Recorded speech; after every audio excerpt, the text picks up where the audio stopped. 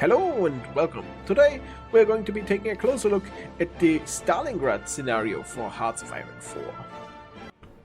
But what exactly is the Stalingrad scenario? Well, it's a total conversion style scenario for Hearts of Iron 4 that zooms in on the entire Battle of Stalingrad, as the name says, rather than the full global war. Instead of managing a nation across the continent, you control either the German 6th Army or the Soviet Stalingrad front. And this map is heavily zoomed in on the Stalingrad region, and the gameplay is redesigned to reflect tactical level warfare rather than grand strategy. At the heart of this concept is the idea of scale compression. The mod takes a massive global war and compresses it into one geographical region, centered around Stalingrad. The map itself is heavily zoomed in, covering roughly the equivalent of a single state from the vanilla game, but with far greater detail and density. This means that what would normally be a small part of a much larger front suddenly becomes the entire world to the player. Every river crossing, every rail line, and every cluster of urban terrain becomes critically important.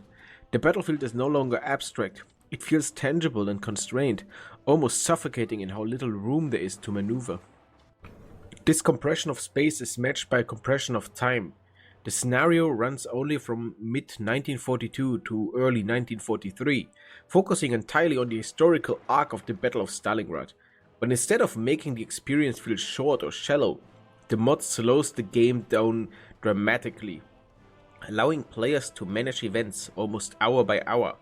This creates a very unusual temporal experience. The overall campaign is brief, yet the moment-to-moment gameplay feels extremely detailed and stretched out. You're not thinking in terms of years or even months. Most of the time, you're thinking in terms of immediate tactical decisions, and what to reinforce, where to push, and when to retreat, and how to respond to an enemy breakthrough that could happen at any moment. Another fundamental part of the gameplay concept is the fragmentation of military units. In vanilla Hearts of Iron 4, divisions are relatively large and abstract representations of military formations. In this mod, those divisions are broken down into smaller components, like regiments and battalions. This change dramatically increases the number of units on the field and transforms how combat is conducted. Instead of moving large units along a front line, you're managing a dense network of smaller formations, each which must be positioned carefully. The battlefield becomes more granular, and the player's role shifts from high-level planner to something closer to field commander, managing individual engagements.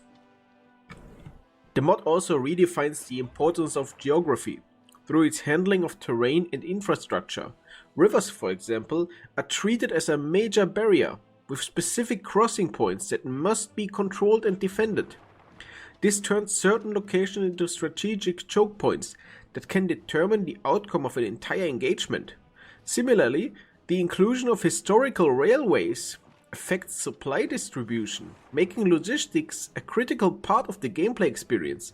Supply is not just a background system, it becomes a constant concern that shapes where and how you can fight.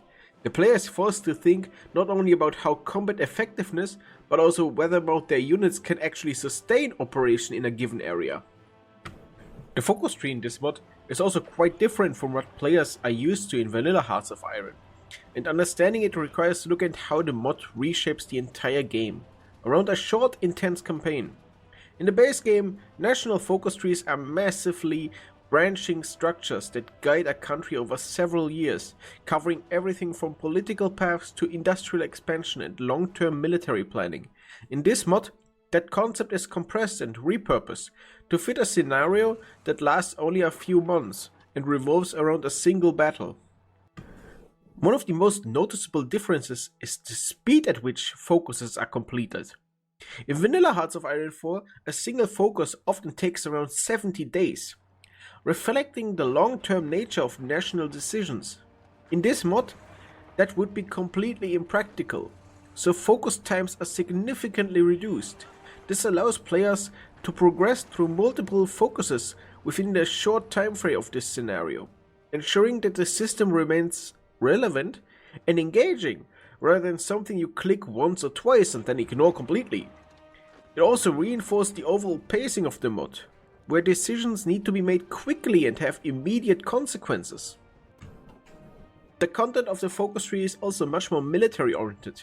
Instead of balancing between civilian industry, diplomacy and military expansion, most focuses directly affect the battlefield. These can include bonuses to specific types of units, improvements to supply and logistics, or temporary boosts that represent historical efforts, such as reinforcing a sector or reorganizing command structures. The focus tree becomes less of a strategic roadmap and more of a tool for fine-tuning your approach to the ongoing fight. Another important aspect is how the focus tree ties directly into historical narratives of the battle. Many focuses are designed to reflect real events or decisions that occurred during the Stalingrad campaign. Rather than creating alternative history paths, the mod leans towards recreating the pressure and choices faced by commanders at the time. This gives the system a strong sense of immersion, as progressing through the tree can feel like following the unfolding story of the battle, even though the player still has agency in how the event will play out. However, this design also introduces some limitations. Because the scenario is so short and focused, the depth and variety of the focus trees are naturally reduced. There's less room for experimentation compared to vanilla Hearts of Iron 4, and replayability from the focus system alone is somewhat limited. Most of the variety in gameplay comes not from radically different focus paths, but from how you manage your forces and respond to the evolving situation on the battlefield. Let's talk about the pros of this mod. One of the most impressive strengths of this mod is how confidently it commits to its core idea and actually delivers on it. Many mods promise a different experience, but still end up feeling slightly altered version of vanilla Hearts of Iron 4. This one genuinely feels distinct. The biggest advantage lies in its focus and clarity of purpose. By centering the entire game around a single historical battle, it removes a lot of distractions that can make Hearts of Iron 4 feel overwhelming or slow. You're not juggling multiple fronts, political decisions, or long-term economic planning. No, you're fully immersed in one brutal, continuous fight. This gives the experience a sense of direction and intensity that is often missing from other campaigns. Another major strength is its moment-to-moment gameplay. Because of the smaller scale and the increased number of units, the battlefield is always active. There's almost never a moment when nothing is happening.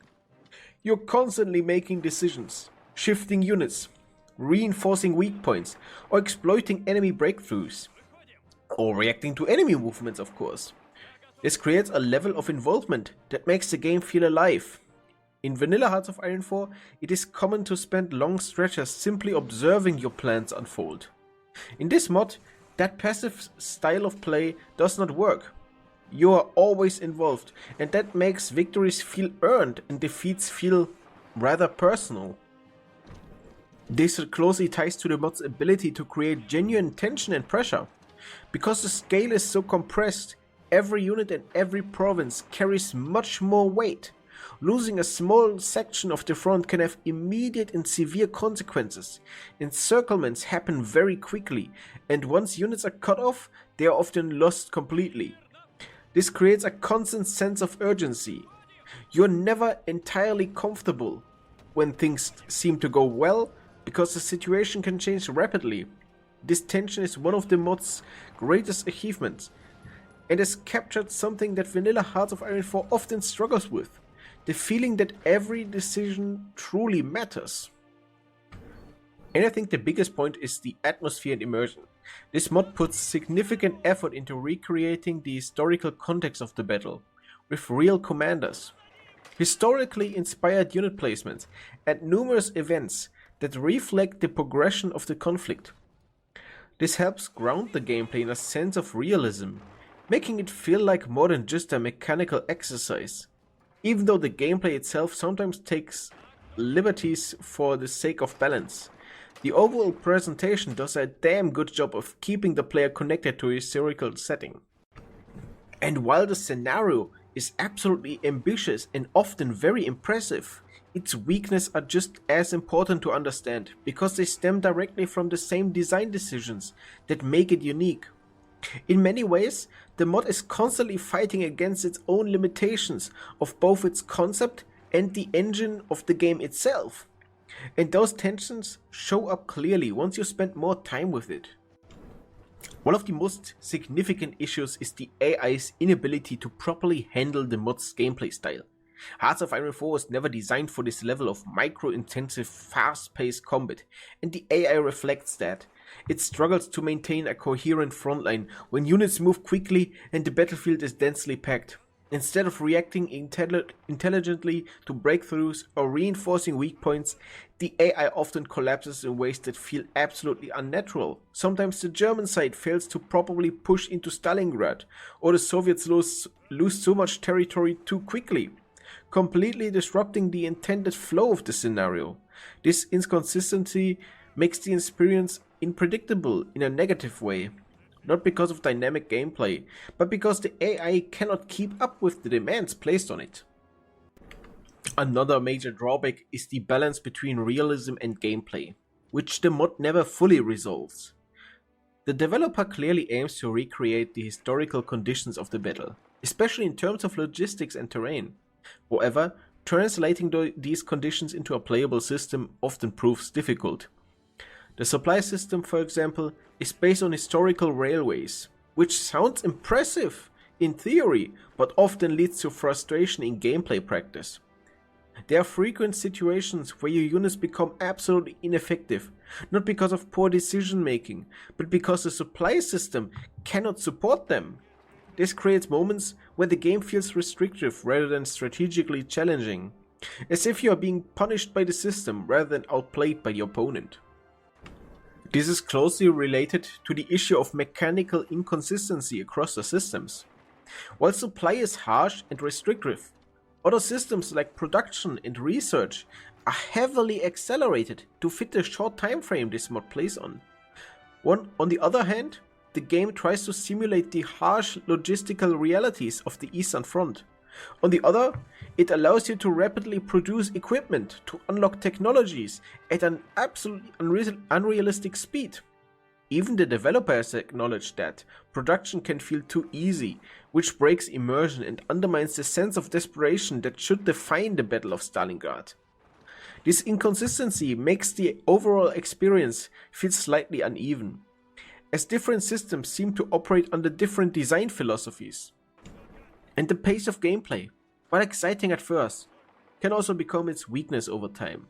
The constant need for micromanagement means that the player is under near continuous pressure. There's very little downtime, and while this intensity is one of the mod's defining features, it can also be exhausting. Unlike vanilla Hearts of Iron 4, where you can step back and let your plans execute, this mod demands your constant attention. For some players, this may lead to fatigue, especially during longer sessions. And the experience can feel less like a strategic game and more like a continuous firefight. We are always reacting and are rarely able to plan calmly. And while this mod has its weakness, which is to be expected from a mod, it is still one of the best experiences you can have in Hearts of Iron 4. I hope you enjoyed my little short introduction video here about this mod, and I hope I see you in the next one. Bye!